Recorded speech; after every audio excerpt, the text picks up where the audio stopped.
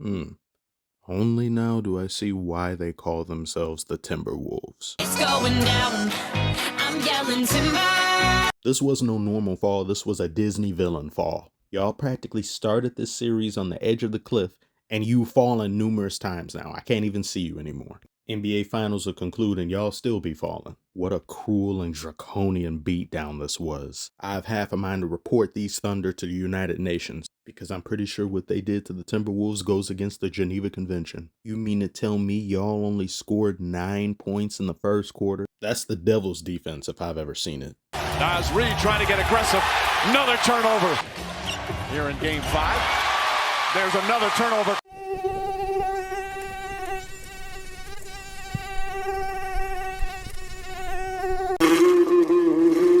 Minnesota needs another timeout. No, you need some of this to get rid of that Max Prestige, Bald Mosquito, and Caruso. The Thunder brought their can. Where was yours? Which reminds me, look at what Converse did to Ant.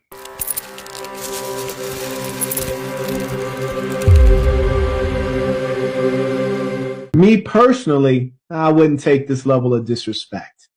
Antagonistic behavior like this from a shoe company is preposterous. Where'd they get this lost-looking ant? How much did they pay him for this role? This cannot go unpunished. If I'm Ant, I'm calling Converse and saying, you and I need to have a conversation. Furniture will be moved. Williams to Wallace. That's William Wallace. Mike Breen is quite the cultured individual he is. He knows ball. Look at the sheer amount of times OKC has won by 30 points or more. They've displayed unrestrained and unrivaled dominance. Other than when they faced the Nuggets were the only hurdle stopping them from making it to the promised land.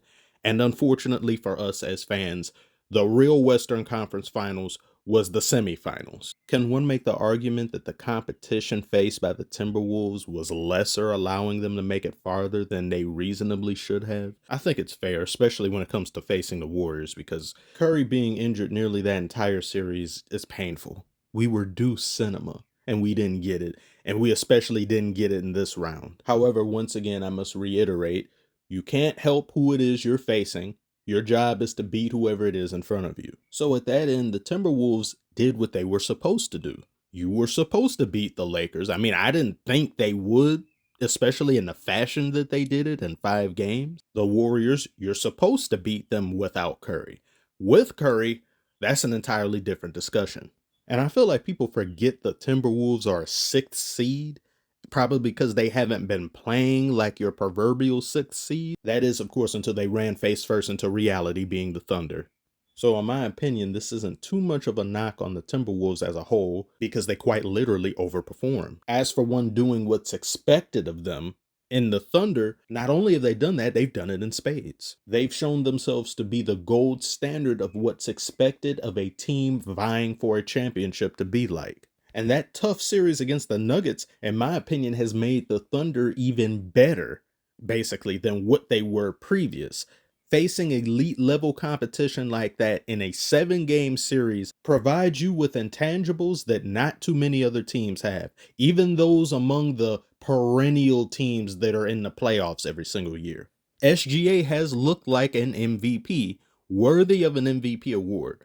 Him winning it this year, I don't necessarily agree. I think Jokic should have won it, but he's looked like an MVP nonetheless. Trips to the free throw line and all that aside, he has been very consistent. He had maybe 1 or 2 bad games these playoffs, and he has a truly great supporting cast. Chet Holmgren is only going to get better and better, Jalen Williams as well, and having these players on rookie deals is just beyond invaluable, and it's pretty damn crazy that these hoarders were allowed to accumulate as much talent as they have, and yet still store draft picks for winter hibernation, and they probably have the most draft capital other than who? The Spurs? It's ridiculous. It disgusts me on so many different levels. But their play doesn't by any means. They play some beautiful team basketball. Their offense is beautiful. Their defense requires me to use a respirator while I watch them. And their team chemistry is second to none.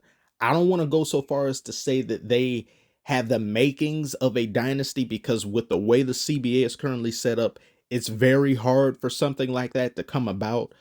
but I don't see them being any less dominant next year, barring injury, of course, that we don't want to see happen.